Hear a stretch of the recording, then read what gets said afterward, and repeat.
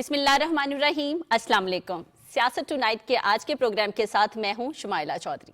ہمارے آج کے ایجنڈا میں شامل ہے انسانی اسمگلنگ، حکومتی اقدامات اور گرفتاریاں، حالیہ دہشت گردی، جعلی خبریں، خاتمہ کیسے ممکن، حکومت کی چینی مافیا کے خلاف کارروائیاں۔ اس پر ماہرانہ رائے دیں گے رضوان رضی، امین حفیظ اور اسلام آباد سے جواد فیضی صاحب۔ السلام علیکم آپ تینوں کو۔ وعلیکم السلام ورحمۃ اللہ وبرکاتہ۔ آپ کو رمضان کے 15 روزے مکمل ہونے پہ مبارک ہو۔ بہت شکریہ۔ Thank you very much. کالے کوٹ والے وکیل لگ رہے ہیں، آپ سے ایک بات پوچھنا چاہتی ہوں۔ جی جی وکیلوں والی نہیں، لیکن ٹائی کالی نہیں ہے نا، وہ یہ دیکھیں نا ذرا، ٹائی کا فرق ہے نا۔ وکالت کے خانے سے باہر نکلیں پھر سوال ادھر نہ لیں، ادھر ویسے ہی براؤن ہے۔ بڑا ہوتا ہے۔ جی جی انسانی اسمگلنگ کی روک تھام کیسے ممکن ہے؟ دیکھیے، انسانی اسمگلنگ کی روک تھام جو ہے وہ دنیا بھر کے اندر ایک ایسا فینومینا ہے جس کے اندر دن بدن اضافہ ہوتا جا رہا ہے، اور یہ جو عرب سپرنگ آئی تھی اس کے بعد تو انی پڑ گئی بقول ہمارے امین حفیظ صاحب کے، کہ ہوا کیا ہے کہ دنیا بھر کے ایسے لوگ جنہوں نے کسی ملک میں ناجائز طریقے سے انٹر ہونا ہوتا ہے وہ متاثرہ ملک میں پہنچ جاتے ہیں۔ متاثرہ ملک کون سے ہیں؟ شام ہے، لیبیا ہے۔ اچھا، شام اور لیبیا کے پرلی طرف سمندر ہے اور اس سے اکراس یورپ ہے۔ صحیح۔ تو وہ کشتیوں میں بیٹھ کے شام اور لیبیا سے سمندر کراس کرتے ہیں اور اگلی طرف چلے جاتے ہیں۔ ایک محتاط اندازے کے مطابق جو میں نے پڑھا اور مجھے یقین نہیں آیا، اس سمندر میں اب تک 20 لاکھ کے قریب افراد ڈوب کر جان کی بازی ہار چکے۔ سیریسلی؟ میرا بھی تاثر یہی تھا جو آپ کا ہے۔ مطلب پچھلے 20 سال کے اندر 20 لاکھ لوگ ڈوبے ہیں، اس میں مختلف اوقات کے اندر اور مختلف صورتوں کے اندر۔ فگر غلط بھی ہو سکتا ہے لیکن لوگوں کا وہاں پہ بہت زیادہ ہے۔ دنیا بھر کے یہ جو منچلے ہوتے ہیں یا یہ جو گمراہ لوگ ہوتے ہیں جو سیدھے رستے سے نہیں جانا چاہتے۔ صحیح۔ آج دیکھیے نا، آج میں اور امین حفیظ صاحب ایک فنکشن میں تھے اور وہاں پہ رانا مشہود صاحب جو کہ پرائم منسٹر کے مشیر ہیں، وہ بتا رہے تھے کہ پرائم منسٹر نے جو یوتھ کے ایڈوائزر ہیں نا، اس کے تحت جو انیشیٹو لیے ہیں، ان کے تحت اب ہم سکلڈ مین پاور، تربیت یافتہ افرادی قوت جو ہے ان کو باہر بھیجیں گے تاکہ لوگوں کو اس طرح کی وہ نہ کرنا پڑے۔ اس وقت دنیا کے اندر پلمبر جو ہے اس کی بہت ڈیمانڈ ہے، اس وقت الیکٹریشین کی بہت ڈیمانڈ ہے، اور اس طرح کی ایکسپرٹیز آپ سیکھ کے جائیں گے، چھوٹے کورسز ہیں، بی ایس کے جو ڈگری ہولڈر ہے اس سے زیادہ کما پائیں گے وہاں۔ تو کہنے کا مطلب وہ حکومت کا بھی اس پہ ہے لیکن حکومت اتنا زیادہ نہیں کر سکتی۔ پھر وہاں پہ ایک صاحب آئے، میں اور امین ساتھ ہی کھڑے ہوئے تھے، تو وہ صاحب آئے، انہوں نے کہا کہ جی ہمارا ادارہ ہے، آپ ہمیں اپنے ساتھ ایسوسیٹ کیجئے، ہم مفت لوگوں کو ٹریننگ دیتے ہیں اور اس کے بعد ان کو مفت کنسلٹنسی دیتے ہیں وہ باہر جا سکیں، اور ہم اب تک 20,000 سے زائد لوگوں کو بھجوا چکے ہیں۔ اس طرح کے لوگ کام بھی کر رہے ہیں۔ صحیح۔ اچھا، اس کی اویئرنس ہونا بہت ضروری ہے پہلے لوگوں کو۔ جس لیول پہ کر رہے ہیں نا، وہ لیول مطلب کہ وہ حکومت کے تعاون کے بغیر یا سرپرستی کے بغیر ممکن نہیں ہے۔ تاہم coming back to our topic, یہ جو لوگ جانوں سے جاتے ہیں ان کے اوپر کئی پریشر ہو سکتے ہیں، پیئر پریشر ہو سکتا ہے کہ ہمسایوں کا لڑکا گیا ہوا ہے اور وہ وہاں سے اتنی چیزیں اور اتنے پیسے بھیجتا ہے تو اس کو تانے سننے کے لیے ملتے ہیں کہ تم بھی جاؤ، ٹھیک ہے، وہ اس لیے نکل جاتا ہو۔ اچھا، پیئر پریشر یہ ہو کہ میرا کلاس فیلو گیا ہے تو میں کیوں نہ جاؤں، ٹھیک ہے، میرا کزن گیا ہے تو میں کیوں نہ جاؤں۔ اور ظاہر ہے کہ ایک فیملی کے اندر سے اگر 10 بچے گئے ہیں اور ان میں سے 2 بھی پہنچ گئے ہیں تو انہوں نے اگلی نسل تباہ کر دینی۔ اگلی نسل نے کہنا کہ چاچا جی، ماما جی، پھپھا جی، تایا جی، خالو جی وہ فلاں دور کے اندر گئے تھے۔ ان تمام سے ہٹ کے جو بات دیکھنے کی ہے کہ جو لا انفورسنگ ایجنسیز کو اپنا کردار ادا کرنا چاہیے وہ نہیں ہوا۔ پرائم منسٹر نے ایک رپورٹ بنوائی، شہباز شریف صاحب نے، اس رپورٹ کے اندر ذمہ داروں کا تعین کیا گیا، بڑے بڑے کریکٹر جو تھے ان کو پوائنٹ آؤٹ کیا گیا، انہوں نے وہ رپورٹ ڈی جی ایف آئی اے جو سابقہ ہیں ان کو دی، تو 3 ماہ بعد پھر کشتی کا حادثہ، ٹھیک ہے۔ اچھا، کشتی کا جب حادثہ ہوتا ہے، رپورٹ آتی ہے یا جو ہم خبریں سنتے ہیں اس میں ہوتا ہے ایک گاؤں کے اتنے لوگ، مطلب پورے کا پورا گاؤں یہ کام لگا ہوتا ہے۔ پریشر میں نے کہا نا، فیملی پریشر، پیئر پریشر، اچھا لالچ بھی ہوتے ہیں کچھ جب پی ایم صاحب نے پوچھا تو پتا چلا جی رپورٹ تو ویسے کی ویسے پڑی ہوئی ہے. آج کل ایف آئی اے بغیر ڈی جی کے چل رہی ہے کیونکہ ڈی جی صاحب کو ادھر ادھر کر دیا گیا, کیونکہ غصہ پرائم منسٹر صاحب کو اس بات کا تھا کہ ذمہ دار لوگوں نے بیٹھ کے پورا ایشو سٹڈی کیا, آپ کو ذمہ داران کی وہ بتایا, ڈیوٹیز نہیں ذمہ داران کی نشاندہی آپ کو انہیں پکڑنا چاہیے تھا, پکڑنے کی بجائے آپ رپورٹ ویسے ہی رکھ کے بیٹھے ہوئے ہیں. اس کے اندر بہت سارا پیسہ انوالو ہے, ظاہر مافیا ہے. اب پھر ایف آئی اے نے کیا کیا, ایف آئی اے نے جو جینون مسافر تھے ان کو بھی اتارنا شروع کر دیا. امین حفیظ صاحب جو تھے یہ کسی زمانے کے اندر فرینکفرٹ گئے تھے, واپسی پہ فرینکفرٹ میں وہ ان کا کوئی ڈسکریپنسی ہو گئی وہاں پہ ایئرپورٹ پہ, ٹھیک ہے, انہوں نے ایک ایسا اس کے اوپر نشان لگا دیا کہ اسلام لاہور جب پہنچے تو لاہور والے ایف آئی اے نے کہا کہ آپ ذرا سائیڈ پہ ہو جائیں نا. پھر انہیں تعارف کروانا پڑا, انہیں بتانا پڑا کہ یہ ڈسکریپنسی میری نہیں ہے, آپ کے سسٹم کی ہے, یہ گھر آ گئے. لیکن ان کا پاسپورٹ ایک سسٹم کے اوپر چڑھ گیا, ٹھیک ہو گیا. اب جب امین حفیظ صاحب نے دوبارہ دبئی جانے کے لیے ایئرپورٹ پہنچے تو انہوں نے کہا جی آپ تو نہیں فلائی کر سکتے, آپ تو فلاں سن کے اندر اس ڈسکریپنسی میں جو تھے وہ پھنسے تھے, تو آپ کے بارے میں تو اچھی رپورٹ نہیں ہے. اب یہ جائیں گے ایف آئی اے اور ایف آئی اے کے متعلقہ آدمی سے مل کے اس کو کلیئر کروائیں گے, یعنی کہ وہ لوگوں کے لیے آسانی کی بجائے مشکلات پیدا کرنے کی کوشش کی گئی جو ابھی بھی جاری ہیں. ایک فلائٹ میں سے 13 پیسنجر آف لوڈ کیے جا رہے ہیں. پھر بھی میں یہ سمجھتا ہوں کہ یہ ہیومن سمگلنگ روکنے کے لیے ایک تو یہ ہے کہ آپ ایف آئی اے کو لاتعداد اختیارات دے دیں جو حکومت نے دے دی ہیں, اور میرا خیال ہے کہ جب سے یہ ہوا ہے تب سے کوئی کشتی کا حادثہ نہیں ہوا. یہ حادثہ ہوا ہے تو اس میں پاکستانی نہیں آئے. لیکن دوسری بات یہ ہے کہ ان بچوں کو آپ تربیت دیجئے ووکیشنل ٹریننگ, ٹیکنیکل ٹریننگ کی, تاکہ وہ لیگل رستے سے, سیدھے رستے سے, صراط مستقیم سے باہر جا سکیں. جی یہ بات ٹھیک ہے کہ ہم بار بار کہہ رہے ہیں سیدھے راستے سے, لوگوں کو ایک تو ہوتا ہے کہ انہوں نے پوچھ لو نا. میں نے کہا بات آپ سے ہو رہی ہے, چلے میں امین صاحب کی طرف آ جاتی ہوں. میں نہیں کہوں گا نا کہ آپ سارے سوال ادھر پوچھتے ہیں. نہیں, انہوں نے یہ لائن شروع کی نا تو اس بیچ میں سے کویسچن اس لیے آ گیا, میں آپ سے پوچھ لیتی ہوں, میری کیا مجال. نہیں حاضر, ہم دونوں آپ کے لیے حاضر ہیں, تینوں جو آپ پوچھیں گے. اچھا دیکھیں نا, جیسے اسلام آباد بھی حاضر ہے. میرا بھائی بیچارگی سے مجھے دیکھی جا رہا ہے تو اس سے بھی پوچھ. نہیں ویسے میرے کویسچن کوئی اور تھے, لیکن ابھی مائنڈ میں آیا رضی دادا کی باتوں سے کہ جیسے کہتے ہیں صراط مستقیم سیدھے راستے سے جائیں. ابھی امریکہ کی بات کر لیں, جیسے وہ ویزے پہ سختیاں کر رہے ہیں, تو پھر عوام اس لیے بھی تو یہ والا راستہ چنتی ہے کہ اگر ویزے ڈائریکٹلی نہیں مل رہے مطلب صحیح راستے سے, تو پھر ہم شارٹ کٹ ماریں.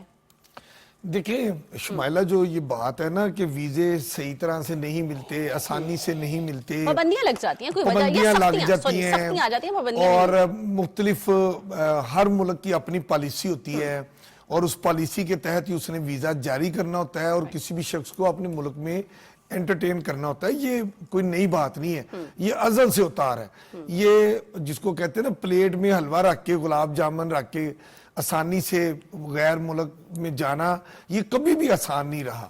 ہاں ایک دور تھا 70s میں 80s میں کہ کچھ آسانیاں تھیں, ان لوگوں کو بھی لیبر کی ضرورت ہوتی تھی, وہ لیبر یہاں سے جاتی تھی آفیشل طریقے سے. لیکن اب اصل میں بات یہ ہے کہ لوگوں نے جو شارٹ کٹ ڈھونڈنا شروع کر دیا ہے. اب دیکھیں نا, اب ہر گھر میں بچہ ایف ایس سی کر رہا ہے, پھر اس کے بعد وہ بی ایس کر رہا ہے, مطلب 16 ایئر ایجوکیشن مکمل کر کے ابھی اس کو روزگار نہیں ملتا. وہ کیا کرتا ہے, پھر ایم فل کرنا شروع کر دیتا ہے, فیملی پریشر ہوتا ہے, پھر شادی وادی کی چیزیں آنی شروع ہوتی ہیں, ماں باپ کہنا شروع کر دیتے ہیں کہ اب تم نے 16 سال ایجوکیشن مکمل کر لی ہے, ایم فل کی طرف بھی جا رہا ہے, تو روٹی روز بھی کچھ ہونی چاہیے. اب دیکھیں نا ہمارے ہاں ملازمتیں اگر آپ اس کو کیلکولیٹ کر لیں, فیڈرل اور پروونشنل لیول پہ کتنی ملازمتیں سرکار دے سکتی ہے, پرائیویٹ نے کتنی ملازمتیں دے دی. اور اب دیکھیں اس وقت جو ہماری پبلک اور پرائیویٹ یونیورسٹیز میں جتنی بڑی تعداد میں آپ بچے پڑھا رہے ہیں, کیا مارکیٹ میں اس کی اتنی ڈیمانڈ ہے؟ نہیں ہے. تو پھر آپ نے جو نرسری پیدا کر رہے ہیں وہ کیوں کر رہے ہیں؟ ایک سبجیکٹ میں اپنی بات مثال کرتا ہوں رضی دادا, جب میں اور آپ ہم نے ماسٹر کیا میس کمیونیکیشن میں پنجاب یونیورسٹی سے, ہماری کلاس میں 40 اسٹوڈنٹ ہوتے تھے ان رول, اس میں 32-35 بچے آتے تھے, اور ان میں سے تقریباً 30 لوگ پاس ہوتے تھے. تو پورے پنجاب سے 30 لوگ جب مارکیٹ میں آتے تھے تو ان کو روٹی روزگار مل جاتا تھا, چونکہ ان میں بھی کئی لڑکیاں شادی میں چلی جاتی تھی, ان کو ملازمت نہیں کرنی ہوتی تھی, تو عملاً 20 لوگوں کو روزگار کی ضرورت ہوتی تھی, مل جاتا تھا. اب جرنلزم کی میں مثال دے رہا ہوں کہ صرف پنجاب یونیورسٹی میں 1200 سے زائد سٹوڈنٹ مختلف ان کے کورسز میس کمیونیکیشن کے پڑھ رہے ہیں. اچھا, پھر اس کے بعد صرف پنجاب یونیورسٹی نہیں ہے, مختلف کالجز میں پڑھائی جا رہی ہے, مختلف پرائیویٹ یونیورسٹیوں میں پڑھائی جا رہی ہے. میرے اندازے کے مطابق 6 سے 7 ہزار بچہ آپ میس کمیونیکیشن کا تیار کر رہے ہیں ہر سال. مارکیٹ میں تو 100 کی جاب نہیں مل رہی. تو اس طرح بچوں میں مایوسی آتی ہے, اور پھر ان کے اوپر فیملی پریشر ہوتا ہے, پھر ان کو ویزے نہیں ملتے. اچھا, پھر یہ ہمارے ہاں ماں باپ کو یہ چاہیے, رضیدہ آپ اتفاق کریں گے کہ جو بچہ 80% اینڈ ابو نمبر نہیں لے رہا, اب کیوں اس کو زور دے رہے ہیں کہ وہ ڈاکٹر بنے؟ آپ کیوں اس کو اپنی زمینیں بیچ کے, جائیدادیں بیچ کے, زیور بیچ کے اس کو ڈاکٹر پرائیویٹ میڈیکل کالجوں سے بنوا رہے ہیں؟ مارکیٹ میں بھی ڈیمانڈ نہیں ہے, آپ بھی کر رہے ہیں. پھر ایسے بچوں کو جب اتنا پڑھ کے جاب نہیں ملتی, جب وہ باہر جانا چاہتے ہیں آسانی سے ویزا نہیں ملتا, تو پھر ہمارے ہاں ہمیشہ سے سارے جگہوں پہ شارٹ کٹ ڈھونڈتے ہیں. شارٹ کٹ میں اب جو پرائم منسٹر صاحب نے یہ سارا سسٹم بنایا ہے انسانی سمگلنگ کی روک تھام کے حوالے سے, بالکل صحیح. آگیا شارٹ کٹ اسی لیے لیتے ہیں. میں جواد فیضی صاحب کی طرف جاؤں گی. جواد فیضی صاحب, مجھے یہ بتائیں کہ یہ جو ہم بات کر رہے تھے انسانی سمگلنگ کی روک تھام کی, اس میں جو ہوئی یونان کشتی حادثہ ہوا, اس میں جو موسٹ وانٹڈ تھے نا عثمان ججا, ایک جو کرتا دھرتا تھا, وہ ایف آئی اے نے کاروائی کر کے ان کے افسران نے اس کو گرفتار کر لیا ہے, اور پرائم منسٹر صاحب نے اپریسیشن لیٹر کے ساتھ ان کو 10-10 لاکھ کا انعام بھی دیا, افسروں کو بھی اور اہلکاروں کو بھی. کتنی ضروری تھی یہ کاروائی, اس کا پکڑنا؟ کیا اس کے پکڑے جانے کے بعد یہ نیٹ ورک رک جائے گا؟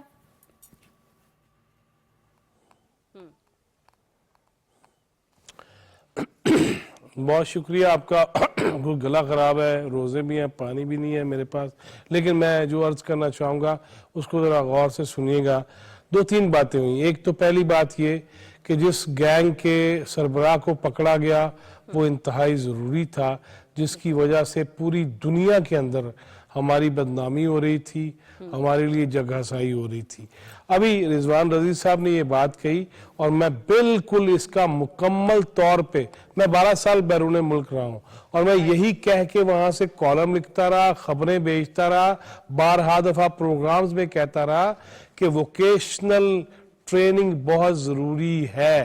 ابھی امین حفیظ صاحب جس طرح تعداد بتا رہے تھے کہ واقعتاً پہلے صحافت ہو یا دیگر جامعات کے اندر ماسٹر کے سٹوڈنٹ ہوں, وہ چند نکلا کرتے تھے, انہیں کچھ نہ کچھ مل جاتا تھا, اور پھر ہماری صحافت میں, اہل صحافت میں, ایم اے صحافت میں کچھ خواتین شادی ہو کے چلی بھی جاتی تھی, تو بلیو کیجئے وہ 5-10 سال بعد بھی آتی تھی نا, تب بھی انہیں جاب مل جایا کرتی تھی, اور ہم سارے کہہ رہے ہوتے تھے آہو یار پرانی کو لی گئے, اینو آن دیو, جاب دین دیو. ایک بات. دوسری بات میں جو بہت واضح طور پہ یہ کہنا بھی چاہوں گا کہ دیکھیے, ابھی پچھلے دنوں آپ نے ابھی کشتی کی بات کی, گجرات کی ایک فیملی نے 1 کروڑ 30 لاکھ دے کے 4 بچے بھیجے, اور ان میں سے وہ چاروں کے چاروں اللہ کو پیارے ہو گئے. ہمیں یہ بھی بتانا ہے کہ 1 کروڑ 30 لاکھ میرے پاس اگر ہو, قسم سے میں اپنا کاروبار کر لوں گا اچھا سا, تاکہ اس میں سے عزت والا روزگار کمانا شروع کر دوں. یہ جو ہے نا ساتھ والی حویلی, ساتھ والا گھر, اس نے باہر جا کے وہ پیسے بھیجے, اور اس کے بعد ایک ہماری چل گئی کہانی کہ لو جی اس نے بھیج دیے. میں آپ کو سچی بات بتا رہا ہوں, میں اپنی بات بتا رہا ہوں. میری والدہ اللہ بخشے, وہ کہا کرتی تھی کہ محلے کے ایک بندے نے اتنے پیسے بھیج کے اتنے مرلے کا اور اتنے کنال کا گھر بنا لیا ہے, تم نے آج تک کیا کیا؟ میں وہاں پہ بھی رزق حلال بنانے کے چکروں میں رہا اور رزق حلال کمانے کے چکروں میں رہا. یہ بھی ایک فرق ہے جو میں بیرونی دنیا کا پھر کسی پروگرام میں بتاؤں گا. اس کے بعد ایک اور بات, جو ابھی بات جس نہج پہ چل رہی ہے کہ لوگ جاتے ہیں, اور خاص طور پہ امریکہ کی بات سے یہ معاملہ زیادہ شروع ہو گیا کہ کیا کیا ہوگا. میں آپ کو ایک اور بھی بات بتاؤں کہ پاکستان کے اندر جب سے افغانیز آئے اور افغانیز نے یہاں پہ اپنی آئیڈینٹیٹیز بنائی اور یہاں پہ رشتہ داریاں بنائی, اپنے ڈاکومنٹس بنائے. اب یہ پوری دنیا میں ونس اگین ایک یہ موقع آ رہا ہے کہ جو جہاں کا ہے اس کا پتہ کرایا جائے, اور امریکہ سمیت یورپین کنٹریز ہوں یا پاکستان ایون ہو, ہمیں بھی یہ پتہ ہونا چاہیے کہ کون کب یہاں آیا تھا, کون کیسے ہے, اس کے لنکس کہاں پہ ہیں, ان کے سب لنکس کہاں پہ ہیں, وہ کن چیزوں کو استعمال کرتے ہیں, وہ کن چیزوں کو استعمال کرتے ہوئے ناجائز فائدہ اٹھاتے ہیں. لہٰذا میں آج کے پروگرام کے اس سیگمنٹ میں یہ سب سے اہم بات نکتہ اس لیے رضی صاحب کی اجازت سے اٹھانا چاہ رہا ہوں کہ اس وقت مسئلہ یہ ہو گیا ہے کہ بہت سارے وہ لوگ جو پاکستانی پاسپورٹ بنوا کے, پاکستانی آئیڈینٹیٹیز بتا کے امریکہ, یورپ اور دیگر ممالک میں چلے گئے, اور جو کہ ہمارے نہیں تھے, لیکن ایک آیا نا ایک بحرے بے کراں, اور جس کو ہم نے بھگتایا بھی, اپنی کمر بھی دوری کرائی, اور پھر انہی کی دہشت گردی کی نظر بھی ہو رہے ہیں. تو اس وقت اس چیز کو بھی ہم نے محو نظر نہیں کرنا کہ ان کی وجہ سے ایک دفعہ پھر ہم بھی ایک دفعہ وہ پوائنٹڈ ہونے لگ گئے ہیں اور کارنر میں آنے لگ گئے ہیں.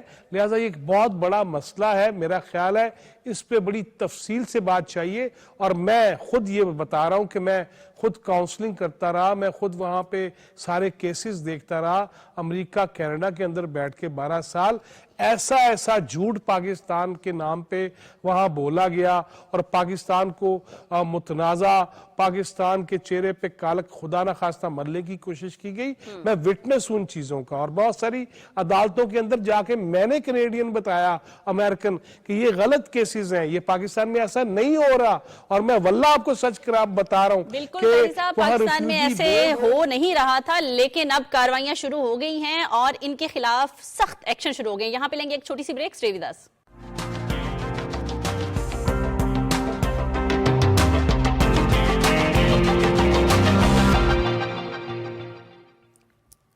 Welcome back.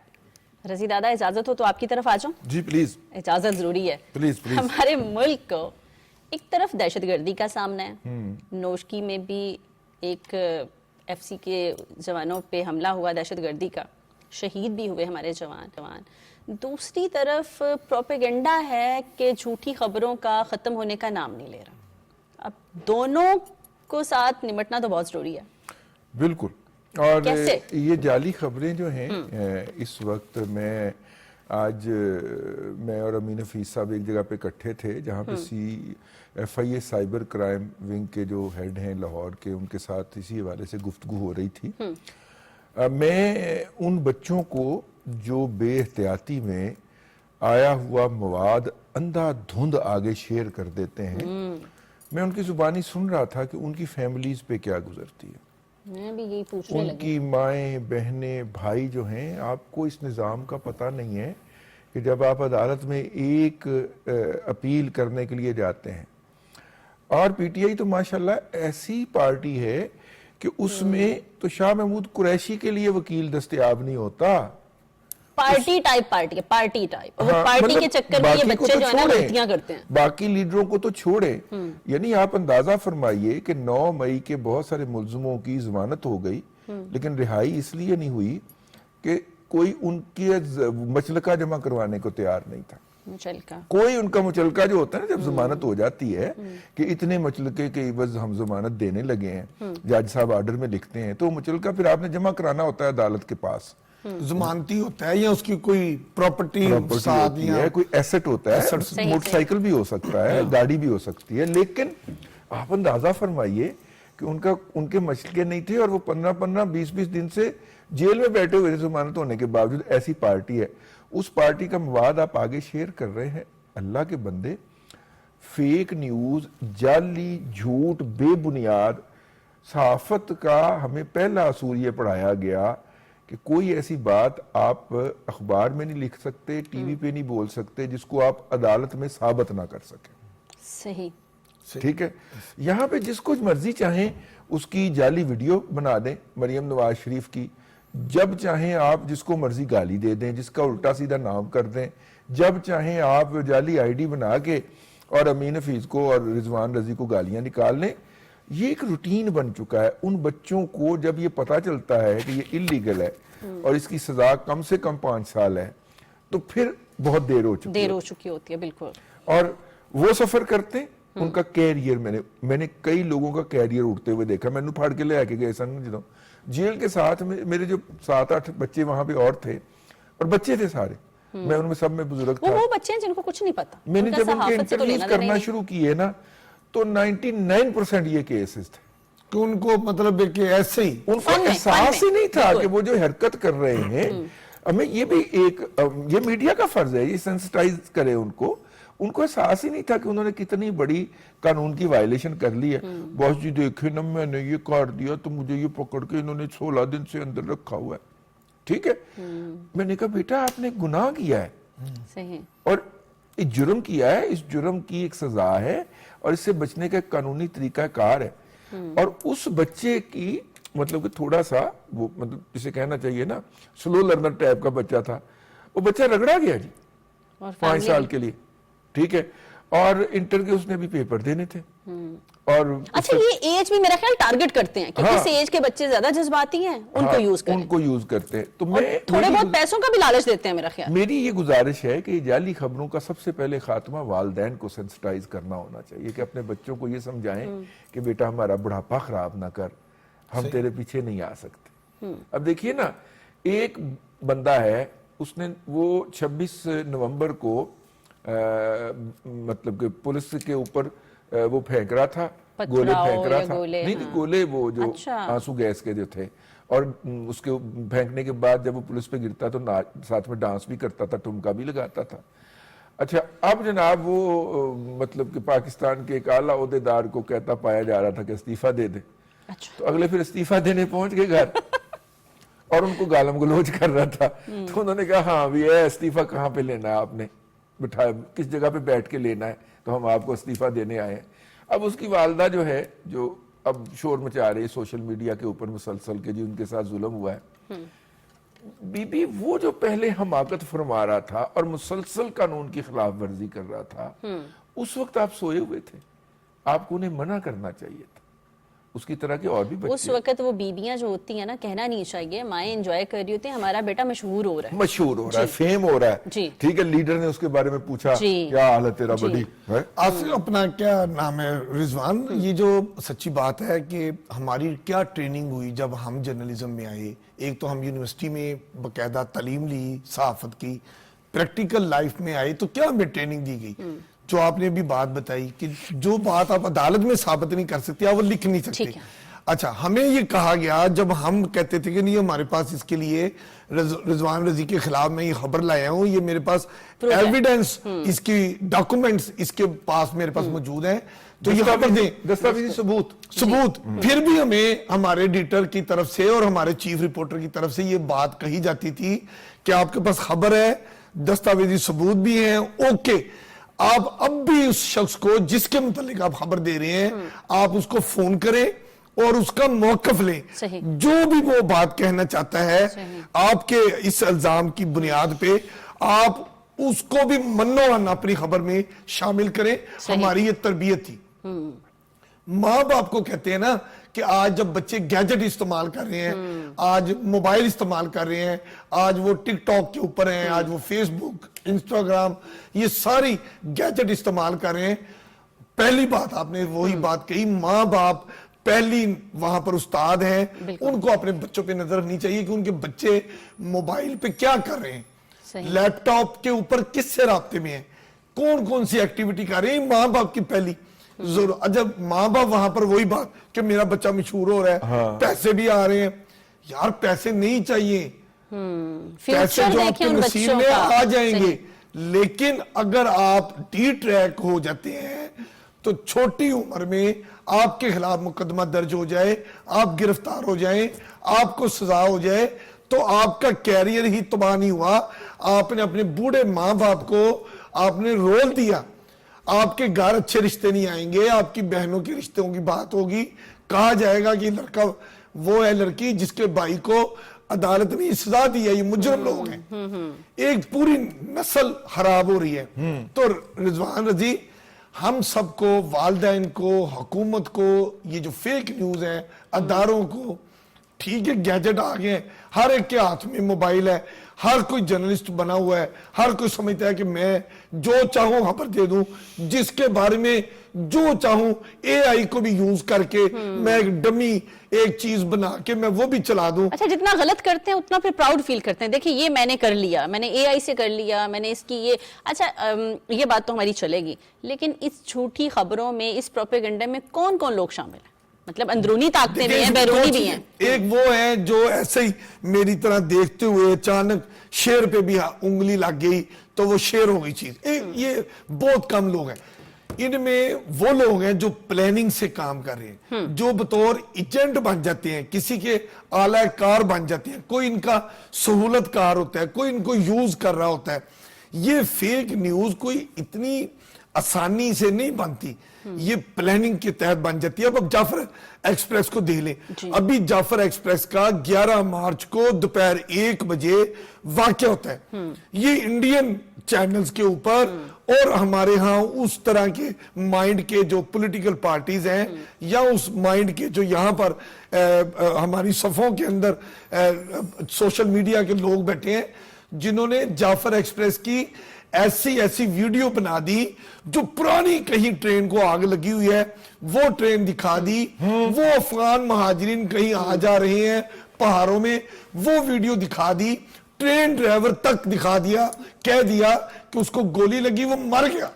यार क्या खबरें आप चलाते हैं। अच्छा, फेक न्यूज की।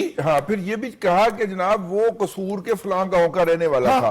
वो बंदा जो है वो पैदा ही कोयटा में हुआ है कि हमें पाकिस्तान के वक्त उसके अबाओ-अजदाद जो थे वो हिजरत करके कोयटा में आबाद हुए थे।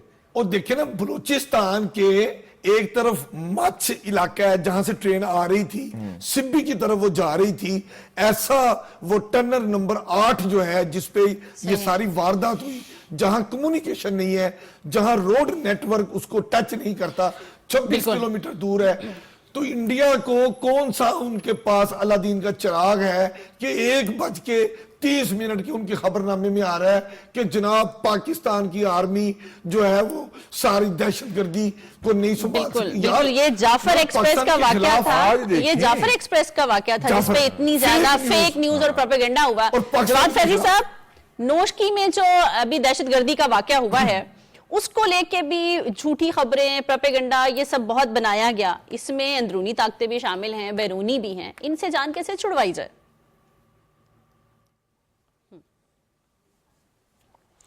देखिए, उन्हें अंदरूनी ताकतें तो नहीं कहना चाहिए, अंदरूनी सहूलतकार कहना चाहिए। अभी मेरे भाई रिजवान रजी साहब ये फरमा रहे थे कि जिस तरह मरियम नवाज साहबा की जाली वीडियोस, फिर अमीन हफीज साहब ने बहुत खूबसूरत बात की कि देखिए बच्चों को, वालिदैन को संभालना होगा, लेकिन मुझे बताइए उनका क्या करेंगे जब हम इसी मीडिया पे, मैं सिर्फ मीडिया कह रहा हूं, मैं डिजिटल मीडिया या सोशल मीडियम नहीं कह रहा, जहां पे ये आ जाएगा कि मेरी मामा अगर फलां से शादी कर लेंगी तो मेरे बाबा को एतराज नहीं होगा।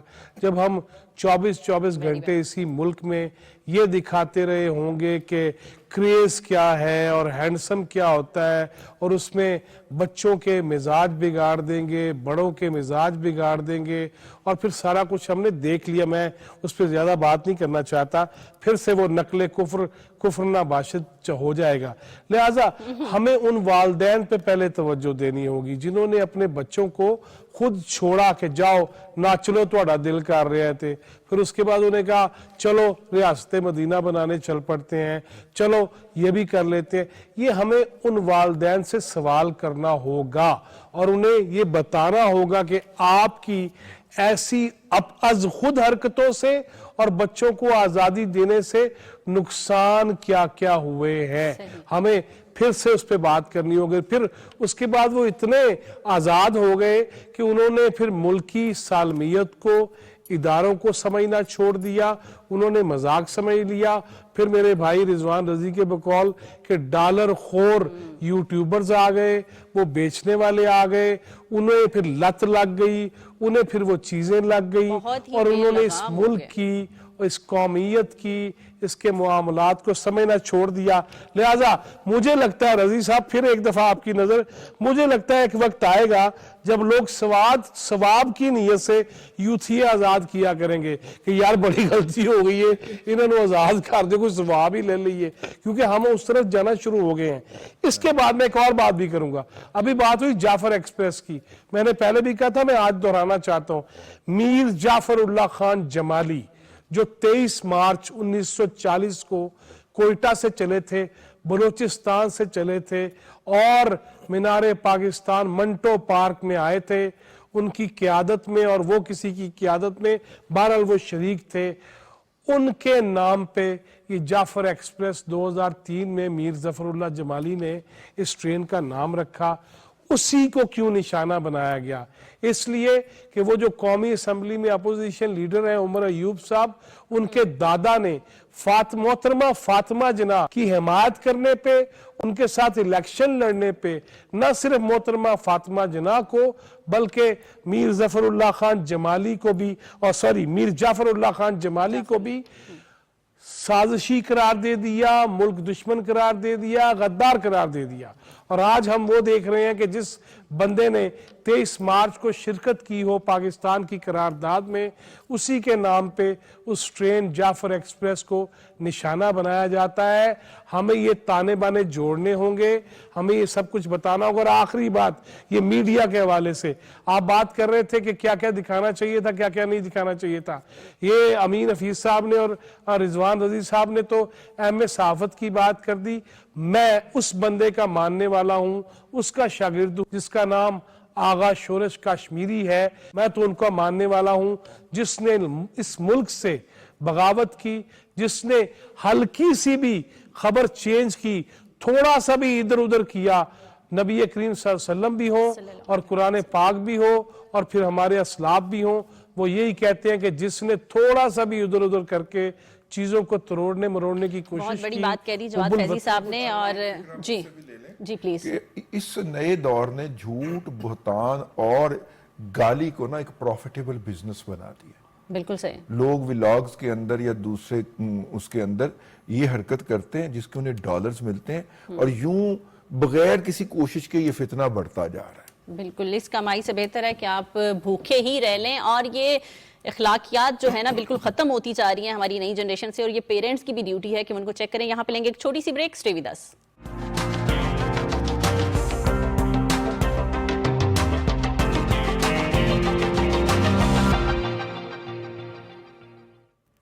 Welcome back. रजी दादा, जवाद फैजी साहब ने जो बात की थी, मुझे ब्रेक में भी बहुत हंसी आ रही थी। वैसे ये सवाब का काम हो जाएगा अगर बाद में जैसे चिड़ियां खरीद के आजाद करते हैं ना, यूथिया खरीद के आजाद करना पड़ेगा। लेकिन आज जो है एक बड़ी इंपॉर्टेंट बात है, मैंने कहा इससे पहले कि आप चीनी की तरफ चले जाएं। एग्जैक्टली, मैं चीनी की तरफ ही आ रही हूँ। मीठी होती है तो मीठी की बंदे चीनी माफिया की तरफ आ रही हूँ, चीनी की तरफ नहीं आ रही। हाँ नहीं, वो माफिया जो है वो चीनी का कारोबार करता है। आज चाइना वाला चीनी नहीं। पाकिस्तान के जो आर्मी चीफ हैं, हाफिज सैयद जनरल आसिम मुनीर शाह साहब जी, उन्होंने कहा है कि मतलब उन्होंने एक बात कही है कि हमारे ऊपर किसी भी किस्म की अगर जंग जो है वो मुसल्लत की जाती है, और उस किसी भी किस्म जब उसने कहा तो उन्होंने कहा तो उसमें मीडिया वॉर भी शामिल, तो हमारा जवाब बड़ा स्विफ्ट और शार्प होगा। हमारा जवाब जो होगा समझ लें, बहुत तेज होगा और बहुत फौरी होगा, फौरी और बहुत तेज होगा। और वो उनका इशारा माजी के किए गए हालिया और गुज़िश्ता इक़दामात की तरफ इशारा भी था कि जिसने भी मैली आंख से हमारी सरजमीन की तरफ देखा या हमारे ऊपर कोई चीज मुसल्लत करने की कोशिश की, अभिनंदन की सूरत में हो, वो जाफर एक्सप्रेस की सूरत में हो, उसको चंद लम्हों में एयरफोर्स हो, वो बर्री फौज हो, वो हमारे एसएसजी कमांडोज हो, उनका ऐसी तैसी कर दी। आज मैं और आप एक टेबल पे एक अफसर के साथ खाना खा रहे थे, तो मैंने उन्हें पूछा कि पिछले 48 घंटे में जाफर एक्सप्रेस के सिलसिले की आपने कितनी गिरफ्तारियां की हैं, तो उन्होंने हंस के कहा कि अब तो आपको चीखों की आवाज भी सुनाई नहीं देगी, नहीं देगी। जब आपको ये पता ना हो कि मुल्की मफाद क्या है اور آپ دشمن کی زبان بول رہے ہوں اور اس کے پروپیگنڈے کو, جھوٹے پروپیگنڈے کو آپ لے کے چل رہے ہوں, آپ آگے بڑھانے کا موجب بن رہے ہوں, تو پھر آپ کی آواز بھی نہیں نکلنے دی جائے گی. یہ ریزالو جو ہے مجھے ان کے اس سینٹنس سے, شاہ صاحب کے اس فکرے سے نظر آتا ہے کہ ہمارا جو رسپانس ہوگا وہ شارپ اور سوئفٹ ہوگا. سر اچھا ہمارے ان کا یہ آرمی بتا دینا بھی میرا خیال وارننگ ہے کہ ابھی بھی سنبھل جائیں, ابھی بھی سنبھل جائیں. یہ کھلی وارننگ ہے بھائی. پاکستان کی مسلح افواج کے سربراہ کا یہ فکرہ کہہ دینا, مطلب یہ, اور مجھے خوشی ہے اور ہم سب کو خوشی ہے کہ ہماری افواج پاکستان کے کمانڈر ایک اتنے پروفیشنل انسان ہیں کہ جو پاکستان کی سلامتی, خوشحالی, استحکام اور اس کے تحفظ کے لیے بڑا کلیئر پوائنٹ آف ویو رکھتے ہیں, اور اس میں کوئی شک و شبے کی بات نہیں. وہ جو بات کہتے ہیں ٹھوس شواہد کی بنیاد پہ کہتے ہیں, جو وہ ایکشن لیتے ہیں وہ دشمن کو بتا دیتے ہیں کہ ہم سوئے ہوئے نہیں ہیں, جاگے ہوئے ہیں, اور ہم اپنے وطن کی جغرافیائی سرحدوں کی بھی حفاظت کر رہے ہیں, اور ہم باہر سے آنے والوں پر بھی کڑی نگاہ رکھے ہوئے ہیں. بالکل ٹھیک. اچھا میرا خیال فیضی صاحب سے بھی اس موضوع پہ کچھ لے لیں, ان کے پاس جی جواد فیضی صاحب اس پر اگر بات کریں, جس طرح سے آرمی چیف صاحب کی بات کر رہے ہیں رضی دادا, اگر ڈی جی پی آر کی بات کریں تو انہوں نے بھی ہمیشہ ایک بڑا سالڈ ہی جواب دیا.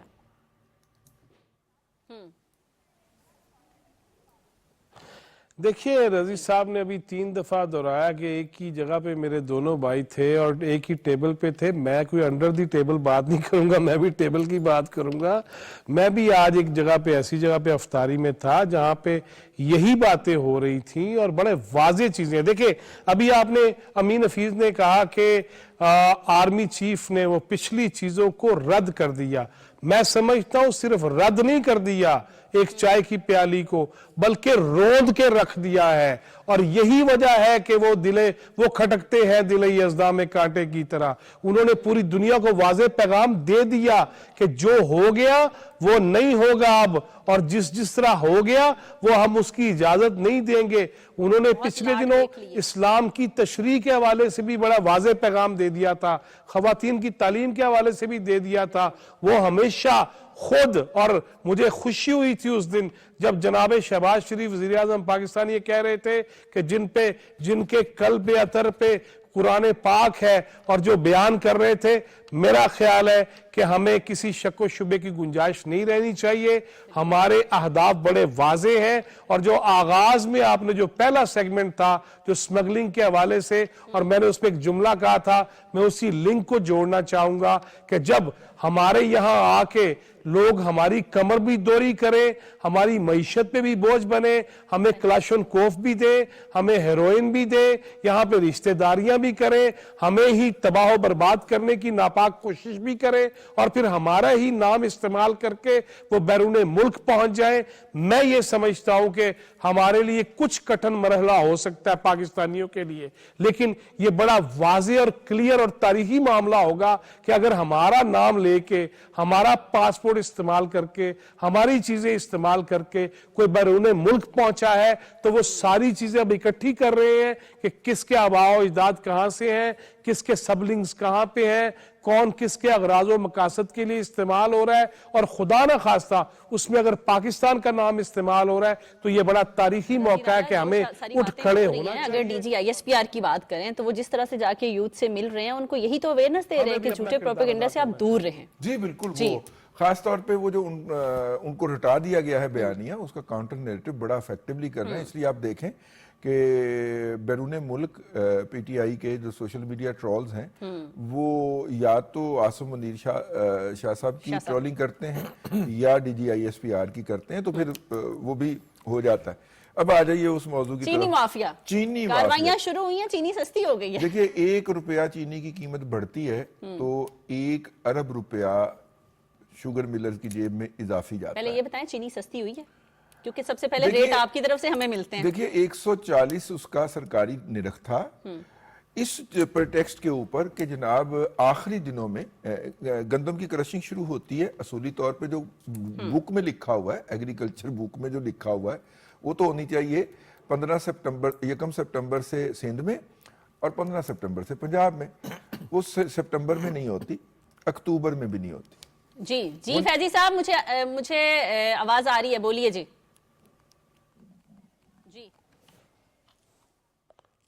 جی میں یہ کہہ رہا ہوں کہ آج میں لینے گیا تھا کچھ چیزیں جو ہمیں جانا پڑتا ہے, تو آج مجھے 2 کلو چینی کا جو بل لگایا اس نے وہ 270 روپے لگایا, یعنی کہ 135 روپے کلو اسلام آباد میں مجھے ملی ہے آج, اور میرے بچے بھی ساتھ تھے, گواہ ہیں. اوکے ہاں بالکل. امین حفیظ, چینی مافیا بھوت کیوں ہے؟ 1 منٹ میں جواب چاہیے بس مجھے, شارٹ. دیکھیں چینی مافیا جو ہے نا, 2 چیزیں, جیسے پرائم منسٹر شہباز شریف صاحب نے کہا تھا کہ ہم ان کی ملوں کے اوپر CCTV کیمرے لگائیں گے, ان کی جو خرید و فروخت ہے, ذخیرہ اندوزی ہے, اس پر نگاہ رکھیں گے. FIA, IB, FBR کو کلیئر احکامات دے دیے گئے ہیں کہ جو کوئی ذخیرہ اندوزی کرے گا اس پہ سخت ایکشن ہوگا. لیجسلیشن کی جا رہی ہے, ذخیرہ اندوزی کی چینی ضبط کی جائے گی, بالکل. اب سستے داموں سب لوگ جو ہے نا الرٹ ہو جائیں. جائیں, اور ہر طرف سے بڑی سخت کاروائیوں کے میسیجز آ رہے ہیں, اور ہمارے پروگرام کا وقت ختم ہو گیا. ہمیں اجازت دیجیے. پاکستان زندہ باد.